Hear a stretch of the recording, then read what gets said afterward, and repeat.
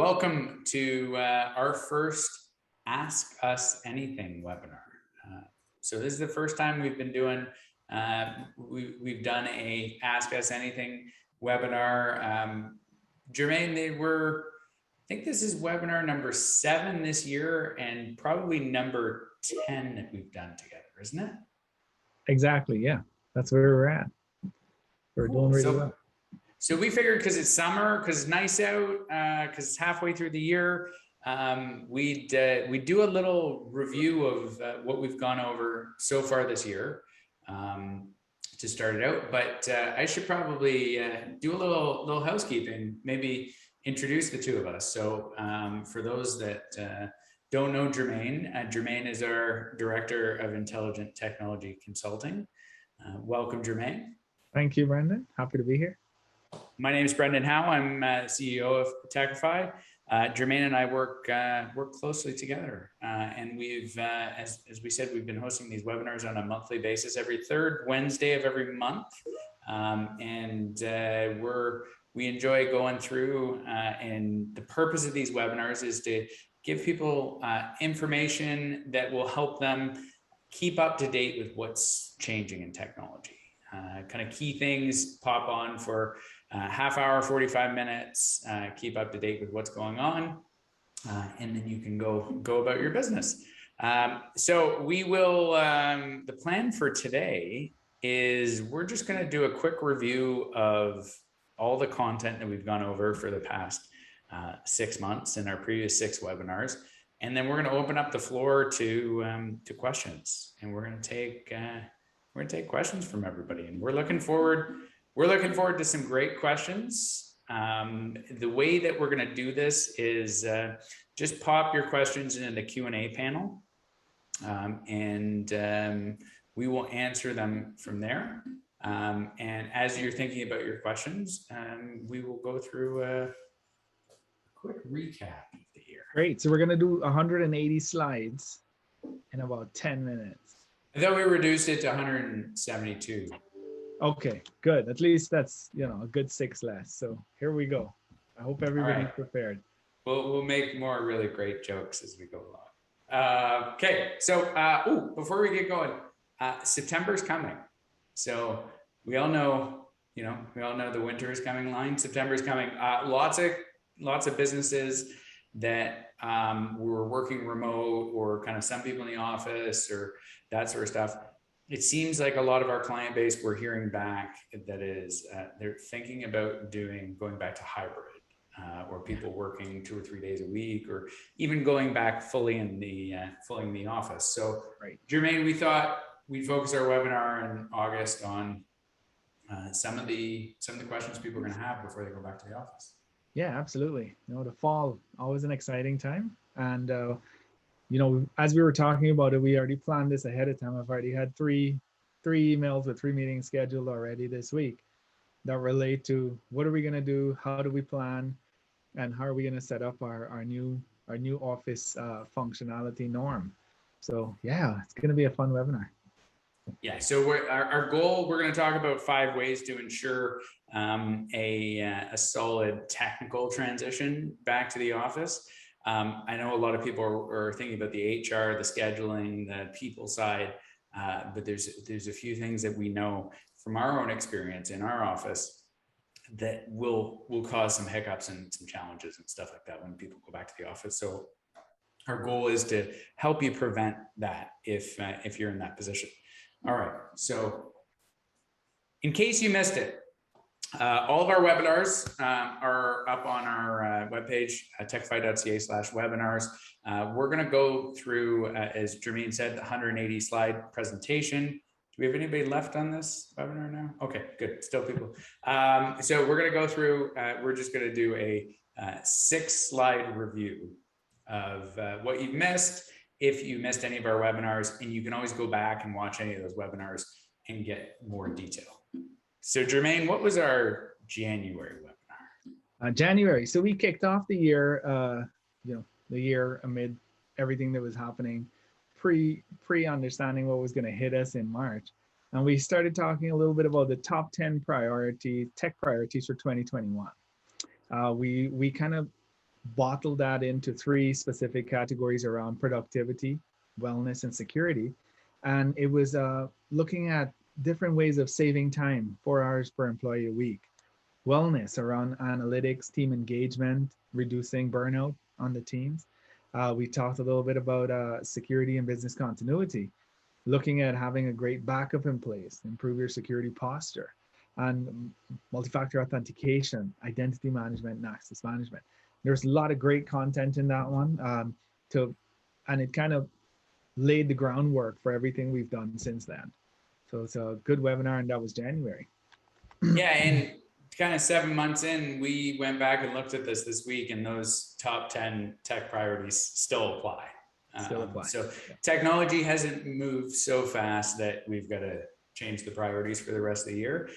So if you haven't seen that webinar, go have a look. Some good stuff there. And so when we moved into February, we started talking about SharePoint. SharePoint is kind of big question that lots of folks have as they worked remote. Some went to it, some were thinking about it. The best part about SharePoint is you get to get rid of VPN connections.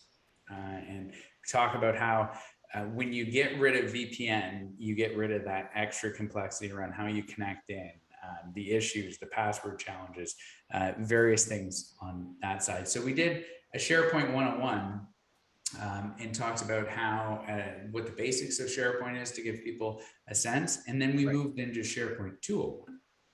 Yeah, and in there we delved a lot deeper into, well, what are the reasons, the best ways to use SharePoint? Dealing with document management, ditching the entire file server at that point, so not just the VPN portion of it, but getting rid of the whole file server altogether, and doing everything easily and quickly, reviewing versions and co-authoring. Important, something that came out in 2020 into 2021, a year later when we were looking at this was, well, yeah, everybody needs to work better together and they need to be able to do it more efficiently. And nobody needs to be searching for who's got the right version of which file that we worked on yesterday.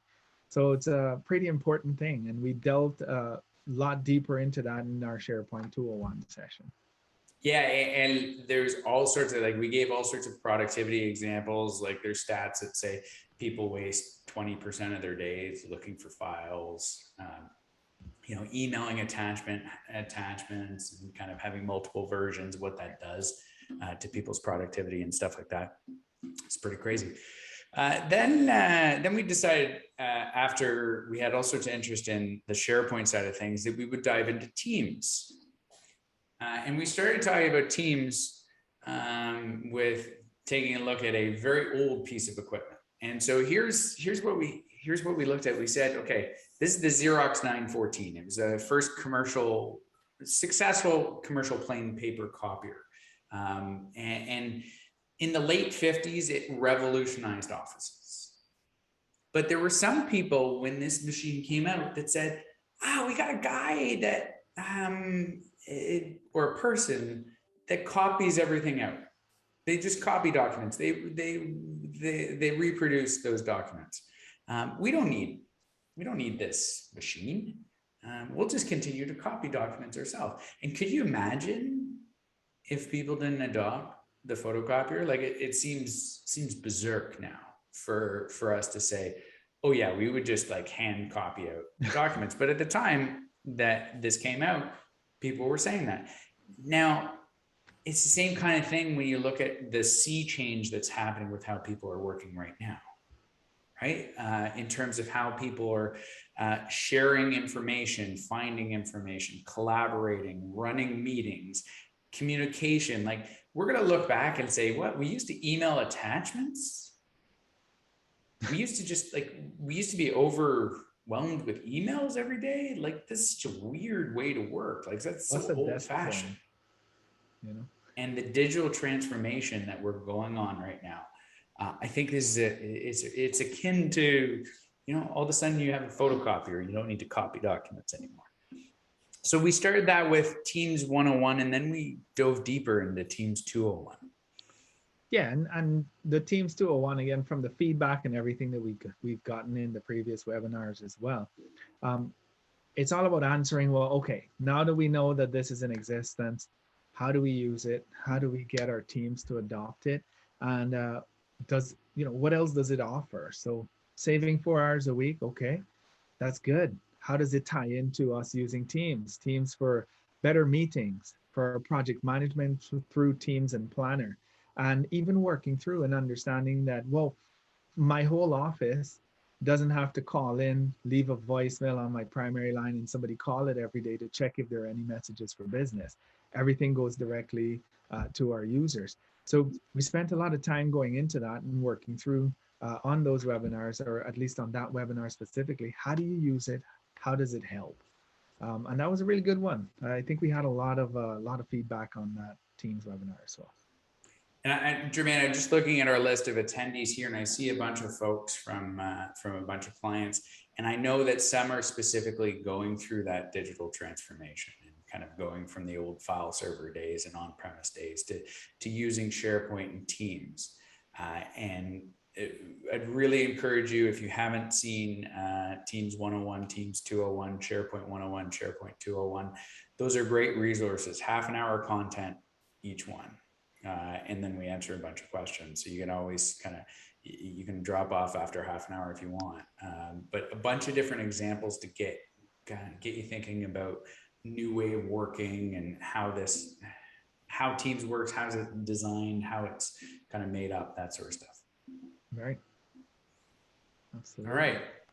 Oh, and last, but definitely not least, we have the dark arts. We have the criminal activity that's happening, kind of fueled by organized crime, state-sponsored stuff that's creating this barrage of attacks that we're all under from the cybersecurity side of things. And this was our webinar last month that we announced to everybody, everybody knows this, but we're under attack constantly, right? Phishing attacks, ransomware attacks, hacking attacks, various social engineering type of stuff. And we talked about kind of some crazy stats, like 31% of companies are getting attacked once a day. 71% of CEOs are extremely concerned about cybersecurity. And we pointed to a bunch of other stats, and we talked about a bunch of different ways that businesses, nonprofits can protect themselves. But I'll highlight kind of three big ones.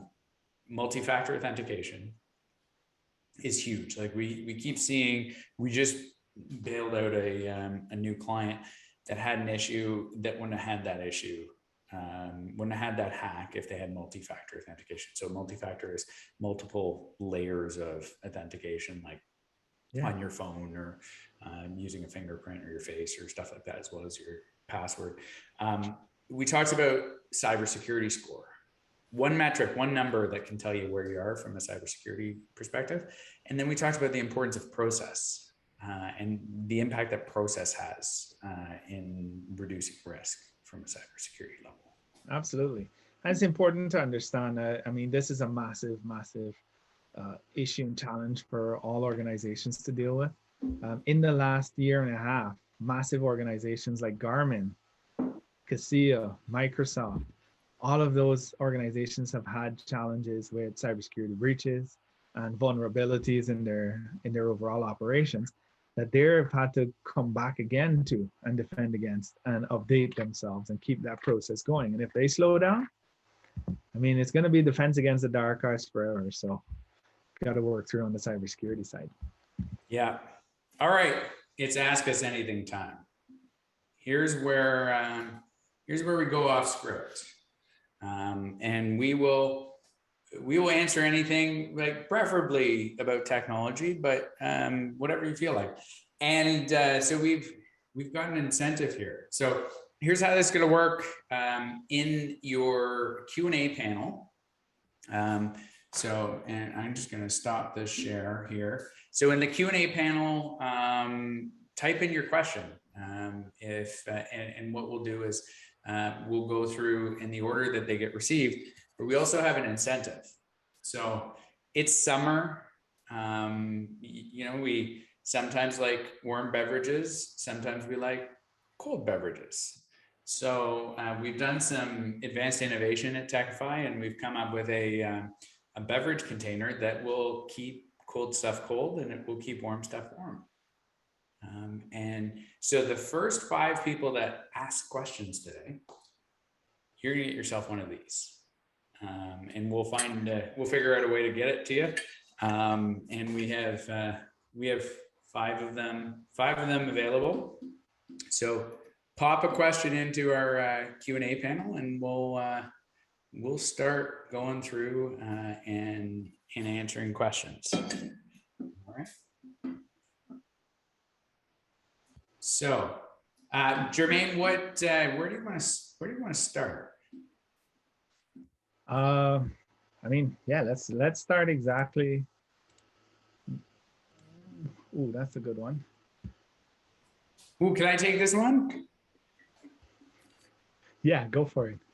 All right. So, Dominic, you received the first award today, and I get to answer a very easy question. So, Dominic's question is, where are the previous webinars located? So if you go to techify.ca/webinars, you'll see them there all on demand.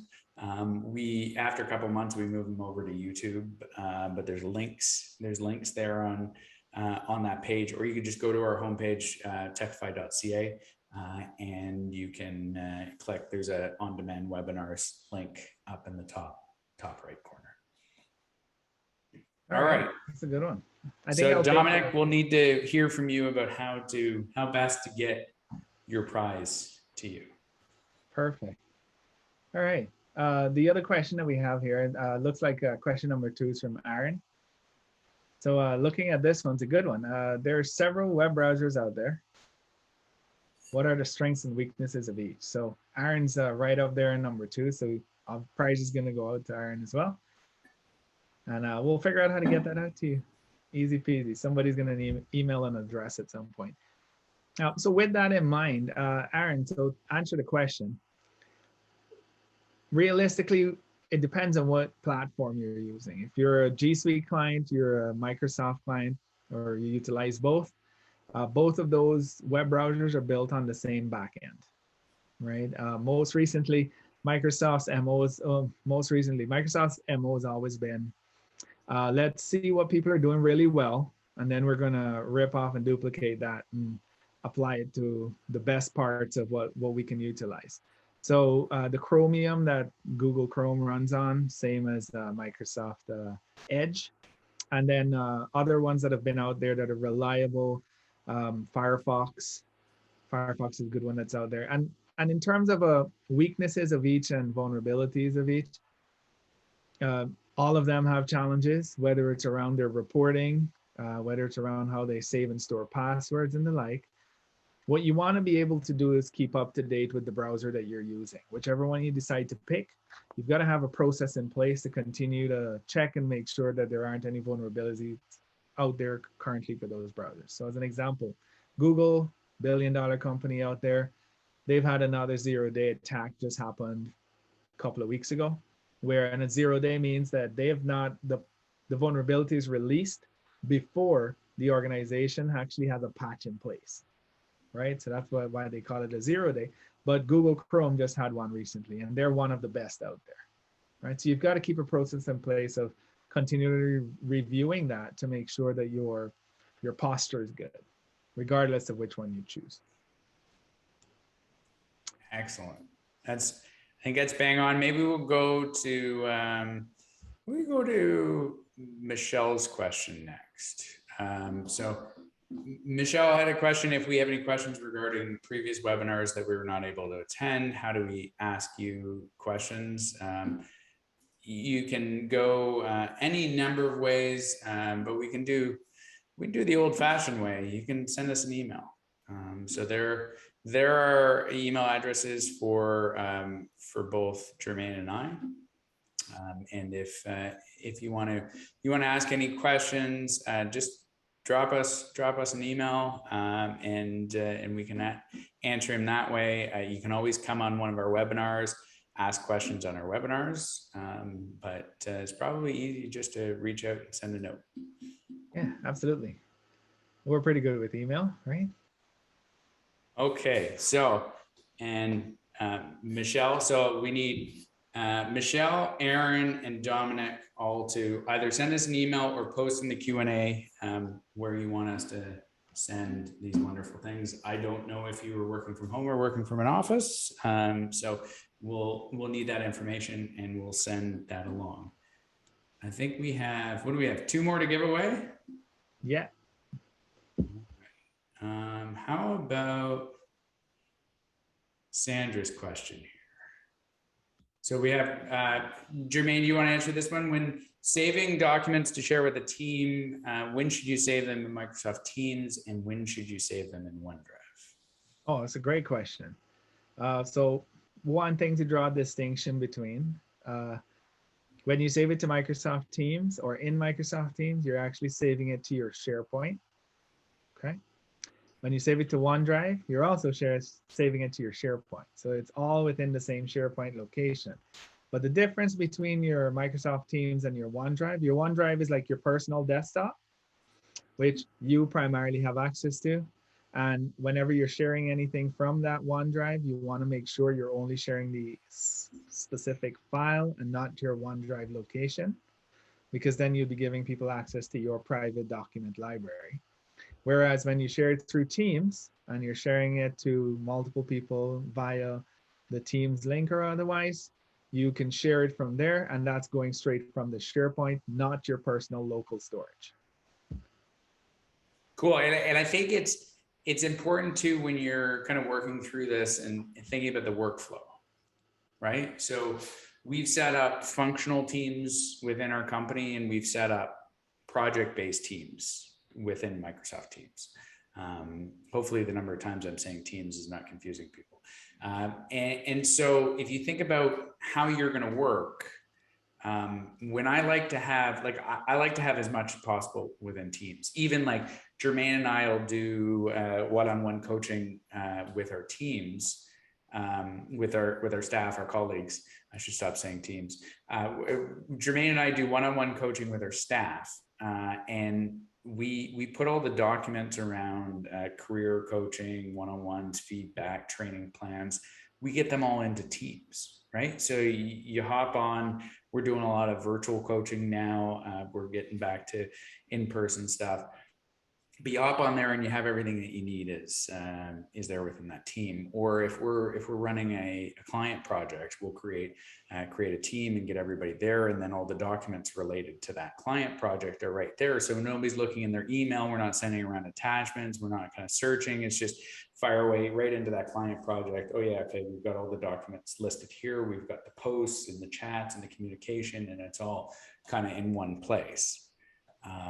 Whereas, you know, maybe I've created some sort of planning document that I want to share with one person. I'll put that in my OneDrive because I know it's not an ongoing project.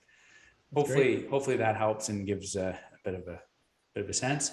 It was a great question. So you get a reward, Sandra. So if we'll just need Sandra's address. And we have, what do we have? Got a couple more questions. Yeah. Let's, what do we got? Afolabi has a question about what are the characteristic of phishing emails, or what should we be looking for? This is a fantastic question. Yeah, so I what think should that's we be a looking question. at phishing Hold on, emails? I think that's a question that gets a prize. Right? Like this kind of prize? Same price, yeah. So all right, that's number 5. That's number 5. All right. So yeah, you were gonna delve into some. What do we look for here? Phishing emails. Well, I'd start with the smell test. Does this make sense? Before we even go into anything remotely technical. Absolutely. If your boss is sending you an email saying buy a bunch of gift cards, do it fast. I need it right now. I don't have time. Go with the smell test. If you're getting an email saying click here, your delivery is here. If you're getting an email saying we've changed we've changed the invoice details or the bank payment details. Or your password has expired, change it here. Or you look at the email and the grammar seems to be a little bit off, you know, the letters, the fonts look different, right? A lot of these phishing emails, when they're generated, because somebody isn't sitting there typing it out usually, it's a bot that's sending you responses until you get hooked on the line and you send some information that a person needs to look like. That's the only time somebody will look at it. So when you smell that, you look at it and you're like, hey, why is the font different? Or why is this person emailing me on midnight, or any of that stuff that just looks funky in an email? Yeah, there's a technical kind of security posture called zero trust that we talked about with security. And take your email, you should have zero trust in your email too. So zero trust that link that somebody sent you that you should click. Yeah. Double Always check. verify. Yeah. Yeah, you verify that. Then the other things that you can do, look at the sender. So don't just look at the sender, look at the from email address. Does the domain name, so if you think Techify is sending you an email, if it says Techify help desk, but then you look at the email that it's coming from, and that email isn't at techify.ca, yeah, then that's a sign. We're seeing a lot of stuff where law offices are the domain name is being spoofed. So if it's law office LLP, .ca, they change it to law-office-lp.ca. And when people look at this quickly, they're like, oh yeah, well, obviously it's coming from our lawyer's office. But it's not. Like it's a spoof domain, and it's being used to trick people. Yeah, there's a lot of that out there. So hopefully that answers from a red flags perspective. And you want to look at it and make sure that if you take that extra 2 seconds to just say, wait a minute, why are they asking me to change the banking information? Or why is this email coming in at this time? Or why are they asking for X request? Or the font looks different? Or why are they asking me to change my password? Just ask a question to yourself, look at the email and ask your question every time you open one. Do not trust your emails from that perspective, always verify. Yeah, and if you're involved in planning out the technology roadmap for your company, you should be sort of pushing to say, okay, what other protections can we put in place for our team? So just in case somebody clicks on something, right? So is advanced threat protection in place with Microsoft? Do we have two-factor or multi-factor authentication in place? So if somebody accidentally enters their password, somebody can't get on the network.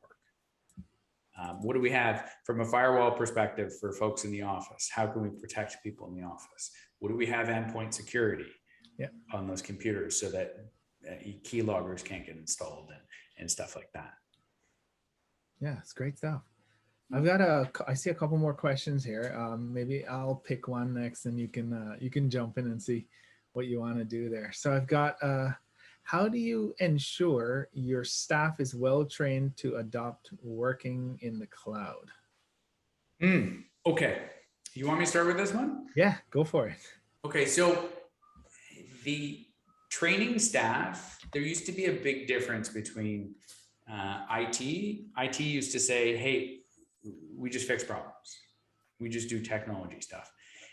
Now IT is increasingly responsible for transformation, digital transformation, and providing that sort of the guidance and the support. So we're moving from the pre-Xerox days to the Xerox days, or we're moving from the attaching attachments and emails to sending links, collaborating one at a time to multiple people working on the same documents, right? Like we're having the sea change. So there needs to be training. So if you think about, there's some good data out there that says people learn 70% by doing, 20% from peers and talking to people and stuff like that, and 10% from on-demand training, or like conventional training, right?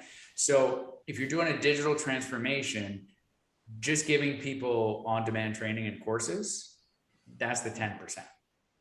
Right. And you need to be able to engage them for the people that know it within the environment, need to engage with the users that are training. So they do the on-demand 10%, they get the 20% coaching and development, and then the 70% is working through it. Just go in, use the Teams phones, use Planner, use a Microsoft Teams app, use your computer in a way that functions, that helps you to learn more about it and how easy to get through it, right? Whether you're using Zoom, Cisco WebEx, Microsoft Teams, doesn't matter.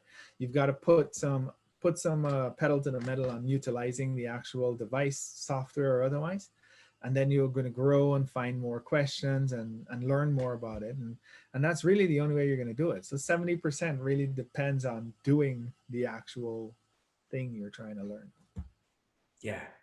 And that's the way all these pieces of software and cloud services and stuff like that are set up, with the expectation that you're going to get in there, you're going to try stuff out, right? If you're a leader in an organization, if you want to change the culture of your organization, for example, don't email attachments anymore.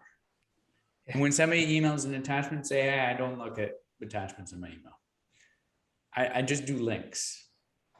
And that's going to be like, and ask, is this the most recent version of the document? Because it's an attachment. Yeah. I don't have time. I don't have time to open up an attachment. I just don't. I don't. Yeah. I want to see a link, and I want to see the most recent, and then I can look at version control. I can do all sorts of different things, right? But send me the link. So, and it's important that you mention that adoption has to happen at the leadership level. You can't expect your people within your organization, staff and the like, to follow suit on something that as a leader you're not demonstrating the utilization of. So it's very, very key there. You have to be driving that change and showing that you're utilizing that. So your project managers have to be driving that bus if you're a professional services company. Absolutely. Right? They should be the ones that are pushing technology along. The executive level, they should be pushing technology along. The way we're going to save 4 hours a week per employee is having all these leaders and all these leaders pushing along. So we're coming up against the half an hour here, a little bit over. Do we have time for at least one more question? Yeah, I think at least one more. And there's another one I saw that I wanted to answer, but you go what you got next. Okay. I think this one's a pretty straightforward one. And again, it's coming back to what I think we're going to answer a lot of in our upcoming webinar as well. Is how do we outfit our office effectively to allow easy, flexible access for employees? So, I mean, if I'm reading that one correctly there, the whole hybrid scenario of people coming back into the office, how do they make their office outfitted properly so that people can come in and out and be flexible? And let me give you, so like, obviously we're going to go through this. This is why we're doing the webinar in August. But my sense is a lot of people are now putting their attention to, okay, September, we're going to go back to hybrid, or everybody back in the office, or some sort of mix in between. If you're not already there, or if you're not a manufacturing company and you didn't worry about that to begin with. But there's a lot of folks kind of looking at September as go back to the office. Yeah. A lot of people are looking at it, from that HR perspective, from that people perspective, from a scheduling, coordination, desks, that sort of thing. But we found some stuff when our folks started going back in the office, and we moved to hoteling stations as opposed to everybody's got their own desk. All of a sudden, like, people are stealing docking stations and cables and all over the place, right? Like, if you don't have these desks set up properly so somebody can walk in, plug in, and start to work, you can anticipate in September, the first hour of everybody's day is going to be wasted. I need a cable for power cord. I need I'm going to steal a docking station, or a little adapter, or like a headset, or a webcam, or whatever from this over here. Yeah, and that makes good sense. And the same goes for your boardrooms or your meeting rooms. You're still going to have calls with people, even if you're going back to the office. Somebody's going to be joining your meeting from a video call or otherwise, whether they're working in a different location, different area code or a completely different country, you're still going to do that. And you want to make sure that your boardrooms are outfitted properly as well. Good microphone, clear video camera and speakers, and a nice screen to look at so that everybody can share their documents and do what they need there. And then of course, one click. My meeting is at 2 o'clock. I joined a meeting via Teams, Cisco, Zoom, whatever. Everything loads up and works. Nobody's plugging and going, hey, we can't hear you. Can you adjust your micro? Do you have your audio? Oh, this cable is unplugged. Stuff needs to be together and prepared for those virtual/hybrid meetings.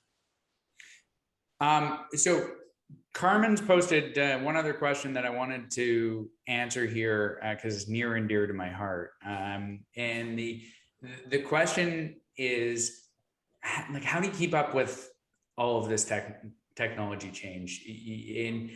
And I'm paraphrasing the question a little bit, but it's you guys are talking about all these different things and all these different webinars that you've done over the course. So how do you effectively keep up with that and implement change? So Jermaine, the challenge, and we hear this on a regular basis from different businesses, and I'm just going to share my screen for a second. This is how we feel is the best way to keep up with technology change.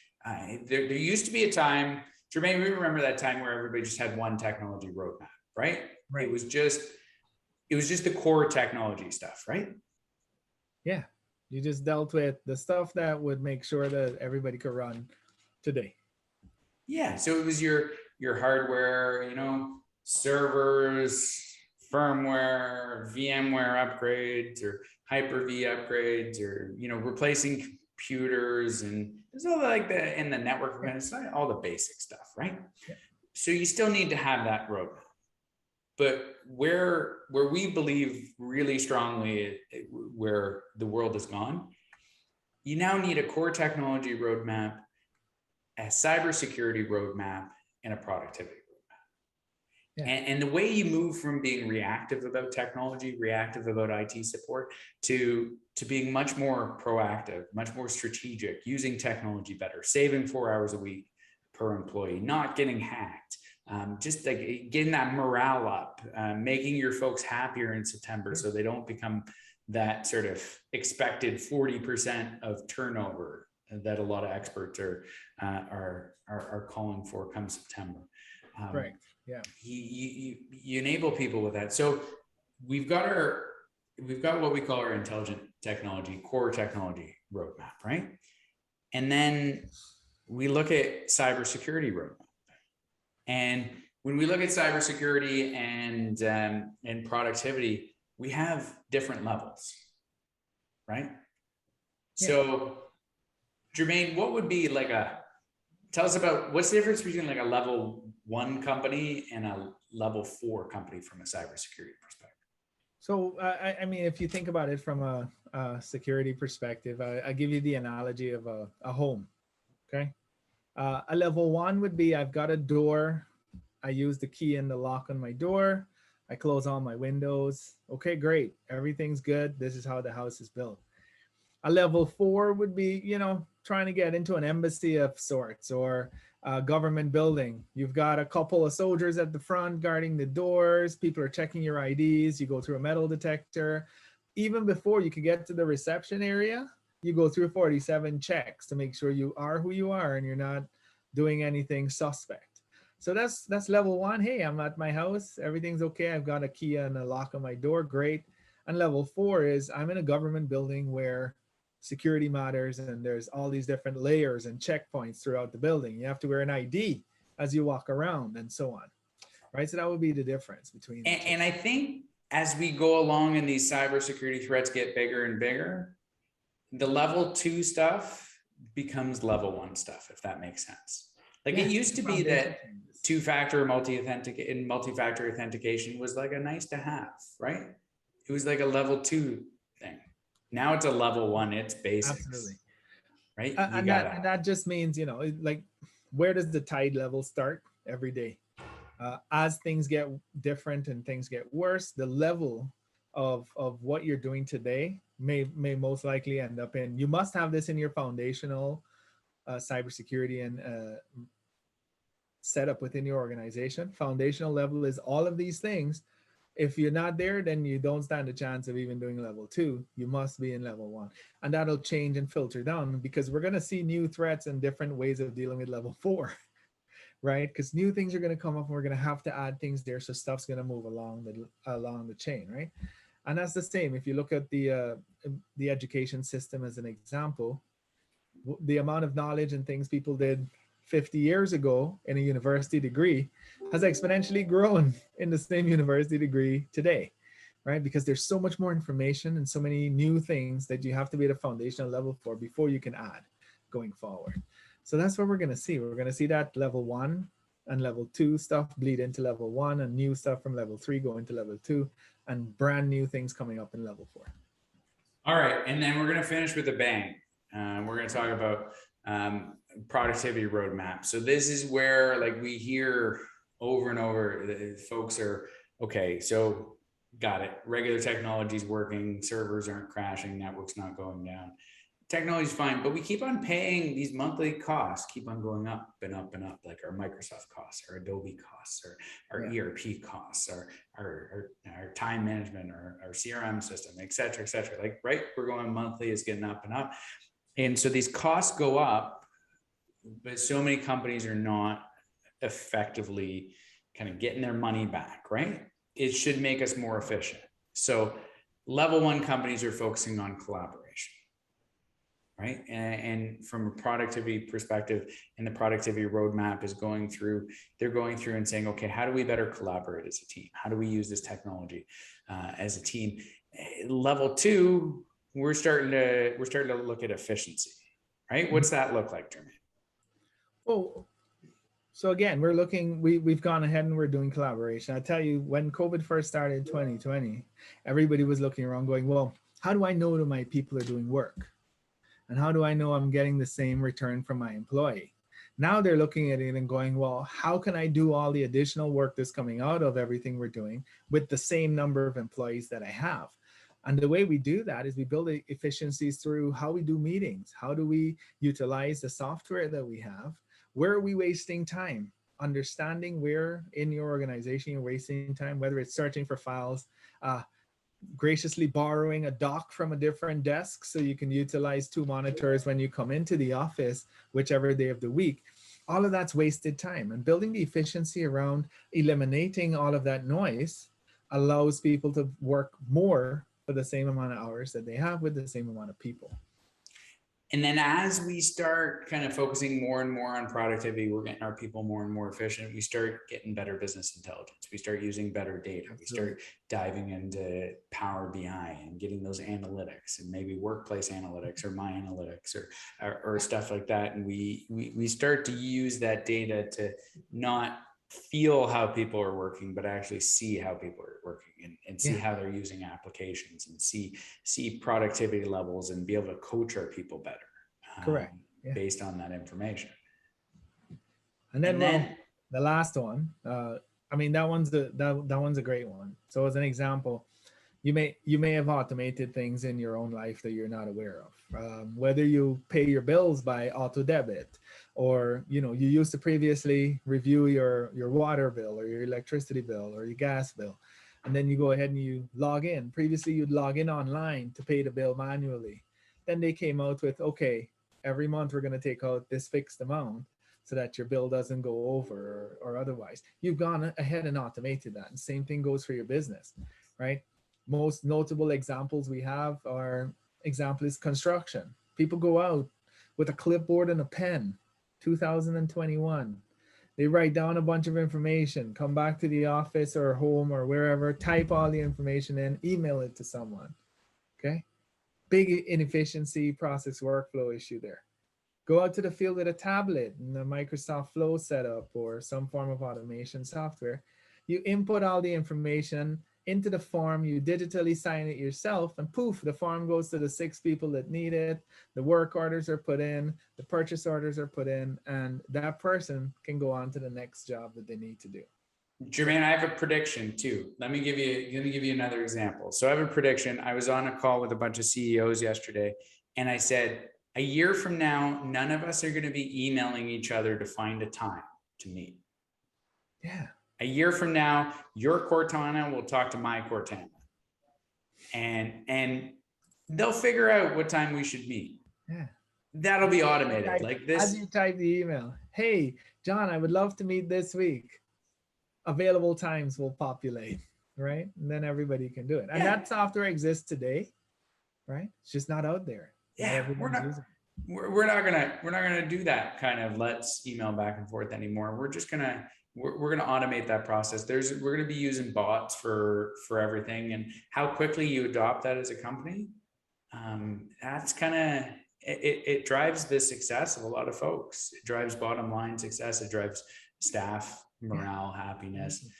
Some of it's pretty cool as well. I get excited about it. It's all good stuff. All good stuff. Well, I think that's all the time we have. I know everybody's hung around all the way through. Maybe we should kind of go through our next steps. Remind everyone about our upcoming webinar.